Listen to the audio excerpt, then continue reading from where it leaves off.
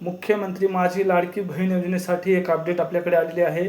मुख्यमंत्री माझी लाडकी बहीण योजनेचा हप्ता एकत्रित 2 महिन्याचा लाभ आपल्याला जमा होणार होता, पण तो लाभ आता लांबणीवर जाण्याची शक्यता आहे आणि काही डिक्लेअर झालं नाही। आपल्या ऑर्गॅनिक माहिती यूट्यूब चॅनलवर डिक्लेअर जर झालं तर लगेच नोटिफिकेशन तुम्हाला मिळून जाईल।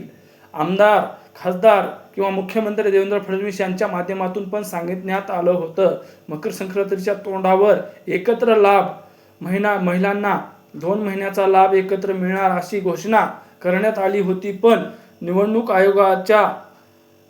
आयोगाच्या आयुक्तालयामध्ये जाऊन त्यांनी आपले विरोधी पक्षनेते यांच्या माध्यमातून ह्या हप्त्याचं वितरण करण्यास विरोध करण्यात आला आहे। आता निवडणूक आयोग विचार करून सांगतो असे भाषेमध्ये त्यांना सांगितलेलं आहे की आता निवडणूक आयोग काय विचार करतो ते बघण्यासारखं राहील। जर निवडणूक आयोगाने परमिशन दिलं तर आपल्याला हप्ता मिळणार आहे, जर परमिशन नाकारलं तर लाडक्या बहिणींना हप्ता ही आचारसंहिता संपल्याच्या नंतरच मिळेल याची दाट शक्यता आहे।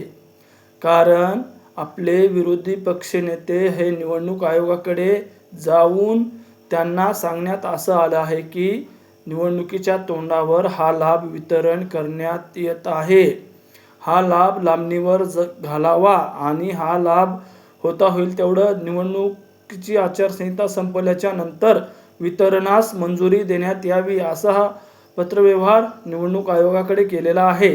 तर आता बघण्यासारखं असेल की मुख्यमंत्री माझी लाडकी बहीण योजनेचा हप्ता एकत्र 14 तारखेला येईल का नाही। जर येत असेल तर तुम्हाला लगेच अपडेट दिली जाईल आपल्या ऑर्गॅनिक माहिती यूट्यूब चॅनलवर। नमस्कार।